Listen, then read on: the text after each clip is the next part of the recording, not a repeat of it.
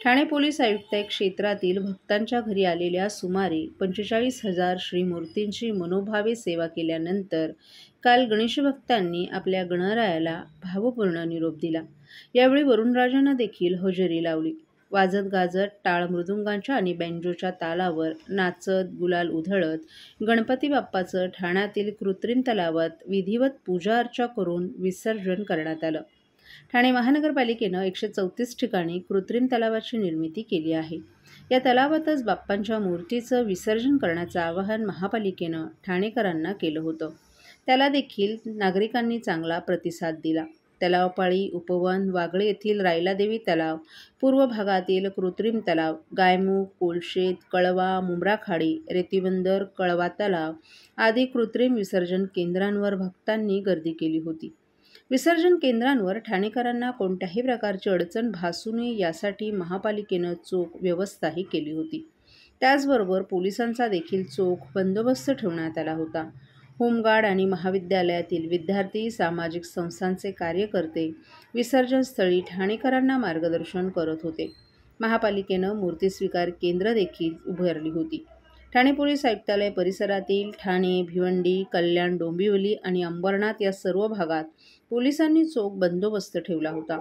दरम्यान विसर्जन मिरवणूक सुरू झाल्यावर वरुण राजा आशीर्वाद देण्यासाठीही आला होता। भर पावसात भक्तांनी बाप्पाला निरोप देण्यासाठी गर्दी केली होती। ठाण्यात यामुळे सर्वच भागात भक्तिमय वातावरणही पाहायला मिळालं।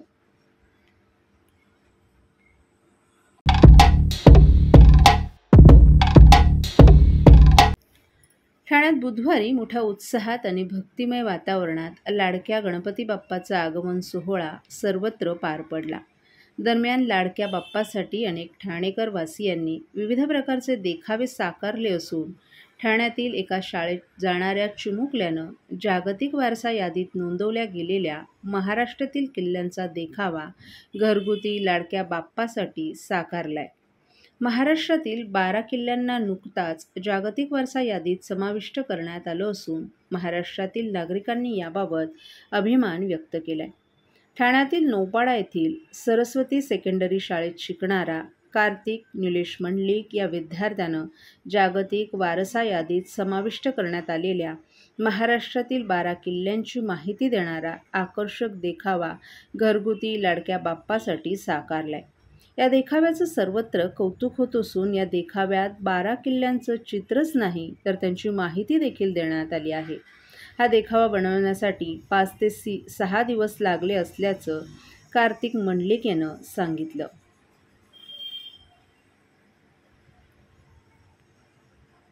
संकल्पना यावेळेस देखाव्यामध्ये वापरली। युनेस्कोने छत्रपती शिवाजी महाराजांचे जे 12 किल्ले होते त्याचं वर्ल्ड हेरिटेज यादीत समावेश केलेला आहे। म्हणजे त्या किल्ल्यांची ते लोक पुनर्विकास करणार, देखरेख करणार, त्याचं सगळं युनेस्को आता करणार आहे। त्या 12 किल्ल्यांचाच संकल्पना आम्ही गणरायाच्या डेकोरेशन मध्ये मांडण्याचा प्रयत्न केला। किती वेळ लागला हे बनवायला आणि कोण मदतीला होते?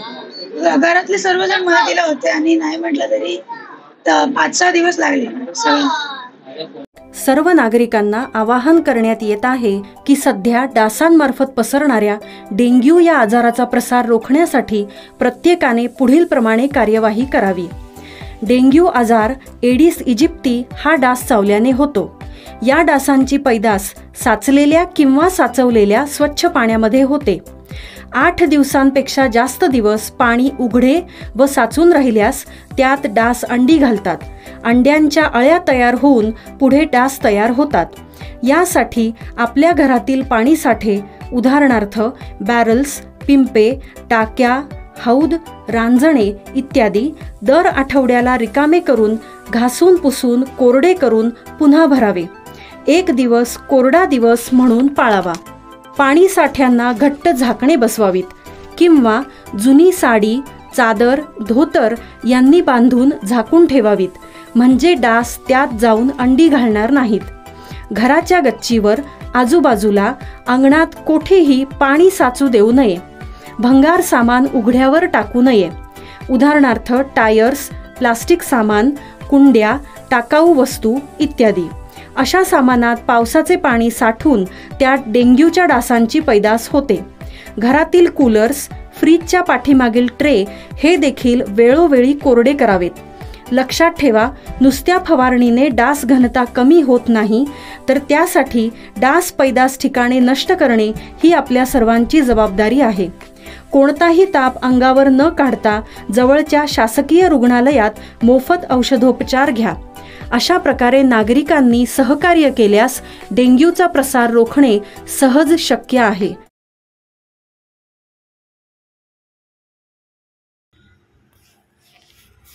वैविध्यपूर्ण देखावे आणि सामाजिक उपक्रम राबवण्यात अग्रेसर असलेल्या पाचपाकाडी येथील नरवीर तानाजी सार्वजनिक गणेशोत्सव मंडळाने यंदा डॉक्टर जितेंद्र आव्हाड यांच्या मार्गदर्शनानुसार महाराष्ट्रातील 11 जागृत मारुतीरायांचं दर्शन घडवले. पुरातन मंदिराची प्रतिकृती साकारून 11 मारुतींचं एकाच ठिकाणी दर्शन घडवणारा हा देखावा पाहण्यास भाविकांची रीघ लागली. 1979 मध्ये काही तरुणांनी एकत्र येत विधायक उद्देश ठेवून या गणेशोत्सवाची सुरुवात केली. आज हा गणेशोत्सव ठाण्याचा राजा म्हणून राज्यभर ओळखला जात आहे. मराठी माणूस हा जरी उत्कृष्ट पर्यटक असला तरी त्याला देशभरातील मंदिरांची वारी करणं, आर्थिकदृष्ट्या आणि सांसारिक अडचणींचा डोंगर पार करून पूर्ण करणं शक्य होत नसतं. याची जाणीव असलेल्या नरवीर तानाजी सार्वजनिक गणेशोत्सव मंडळानं गणेशोत्सवात देशभरातील अनेक मंदिर शिल्पे साकारून ठाणेकरांना भारतातील मंदिरांचं दर्शन पाचपाकाडीमध्येच घडवले. 1979 पासून आस्थागायत, शहीद स्मारक, राजवाडा, महाराष्ट्राचं संस्कृती दर्शन, हिंदू मुस्लिम एकतेचं प्रतीक असलेला काश्मीरमधील चराय शरीफ दर्गाह, स्वातंत्र्यानंतरचा भारत, स्वातंत्र्य लढ्यातील ठाणे शहर, मराठी माणसा जागा हो, भारतीय संस्कृतीचं दर्शन, युवा शक्ती, गणेश दरबार, मीनाक्षी मंदिर, गुंफा मंदिर, पार्वती महाल, राजस्थानी महाल, जोधा अकबर महाल, सुवर्ण स्वर्ग अशा वैविध्यपूर्ण सजावटी साकारून नरवीर तानाजी सार्वजनिक गणेशोत्सव मंडळानं केवळ राज्यातच नव्हे तर देशातही गणेशोत्सवाची प्रबोधनात्मक परंपरा पोहोचवली आहे. यंदा या मंडळानं राज्यातील 11 जागृत मारुती मंदिरांचा देखावा उभारलाय. अष्टविनायकाच्या धर्तीवर 11 मारुतींचं दर्शन करण्याची परंपरा महाराष्ट्रात आहे. त्याच अनुषंगानं 17व्या शतकात प्रतिष्ठापित केलेले शहापूर सातारा येथील चुन्याचा मारुती, मसूर सातारा येथील मसूर मारुती, चाफळ सातारा येथील दास मारुती, वीर मारुती, शिंगणवाडी सातारा येथील खडीचा मारुती, उंब्रज सातारा येथील मठातील मारुती, माझगाव येथील माझगावचा मारुती, बहे सांगली येथील बहेचा मारुती, मनपाडले कोल्हापूर येथील मनपाडलेचा मारुती, पारगाव कोल्हापूर येथील बाळ मारुती आणि शिराळे सांगली येथील वीर मारुती या 11 मारुतींच्या प्रतिकृती साकारण्यात आल्या आहेत.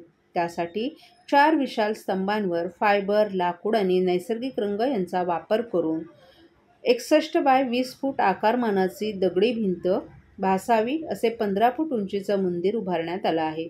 या मंदिरात 20 बाय 20 फूट आकारमानाचा गाभारा, 41 बाय 20 फूट आकारमानाचं सभामंडप साकारण्यात आला आहे. आकर्षक विद्युत रोषणाईने या देखाव्याच्या सौंदर्यात अधिकच भर पडते.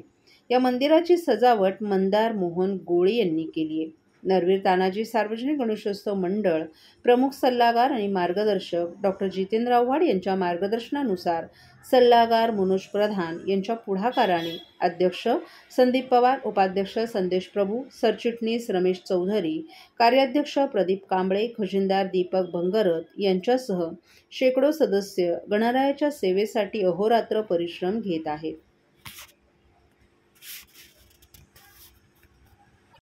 हे मंडळाचं 47 वर्ष आहे आणि आम्ही यावर्षी 11 हनुमान मंदिरांचा इथे देखावा केलेला आहे. तर लोकांना आम्हाला हे करतो आव्हान की त्यांनी द्यावं आणि मंदिराचा जे आम्ही बनवलं 11 हनुमानचं मंदिर त्याचा त्यांनी सुंदर देखावा बनवून त्यांनी बघायला यावं. त्यांनी दरवर्षी आपण भक्तिभावाने या ठिकाणी सेवा करत असतात, हा देखावा सादर करतात. यंदा कसा अनुभव वाटतो? यंदा म्हणजे खूपच चांगला अनुभव आलेला आहे. लोकही खूप येतात दर्शनाला, खूप बाहेर लोक येत आहेत. म्हणजे मला वाटतं मुंबईहून लोक येतात बघायला आमच्या इथे यावर्षी. म्हणजे आमचा दरवर्षी देखावा चांगला असतो, यावर्षी अजून सुंदर झालेला आहे.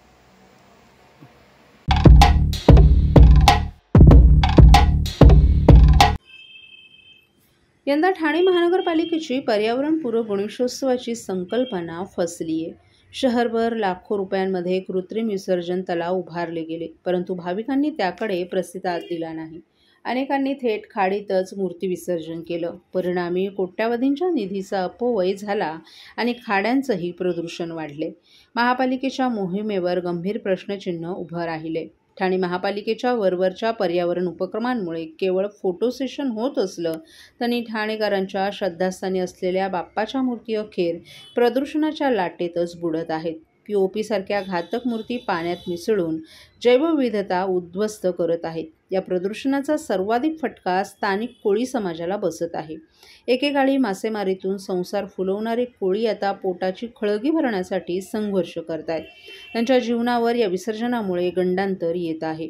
याबाबत पर्यावरण अभ्यासक डॉ. प्रशांत सिनकर यांनी मुख्यमंत्री देवेंद्र फडणवीस यांना थेट स्मरणपत्र पाठवले. यात त्यांनी कृत्रिम तलाव उपक्रमाचे अपयश अधोरेखित करताना सार्वजनिक निधीचा अपव्यय थांबवून प्रत्यक्षात परिणामकारक उपाययोजना करणं ही काळाची गरज असल्याचं नमूद केले.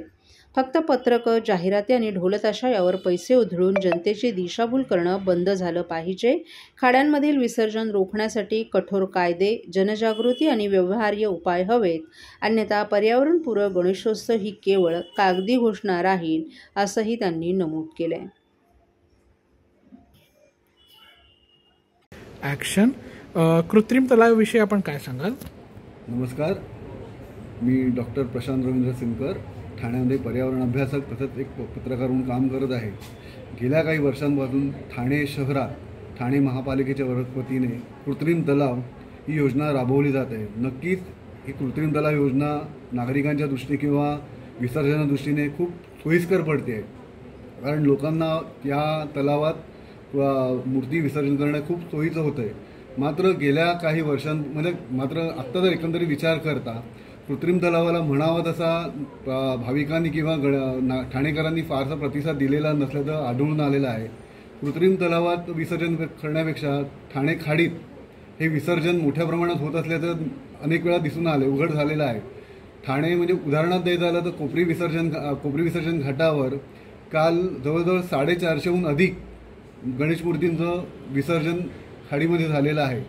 त्यामुळे एक विचार केला तर कृत्रिम तलाव ही संकल्पना खरोखर सत्यात आहे की फक्त एक पोकळ आश्वासन म्हणजे गोष्ट केल्यासारखीच अशी वाटते.